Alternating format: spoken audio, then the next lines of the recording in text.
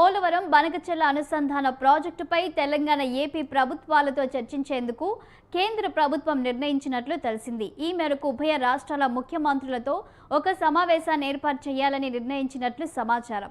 ఈ నెల 11వ తేదీన ఢిల్లీలో నిర్వహించ తలపెట్టిన ఈ సమావేశానికి హాజరు కావడానికి ఉన్న అవకాశాలు తెలియజేయాలంటూ తాజాగా రెండు రాష్ట్రాల ప్రభుత్వ ప్రధాన కార్యదర్శులకు లేఖ రాసినట్లు తెలిసింది. అయితే కేంద్రం సూచించిన తేదీన హాజరయ్యేందుకు సుముఖత తెలుపుతూ ఏపీ సమాచారం ఇచ్చినట్లు తెలిసింది. తెలంగాణ దీనిపై ఇంకా ఏ నిర్ణయం తీసుకోలేదని సమాచారం.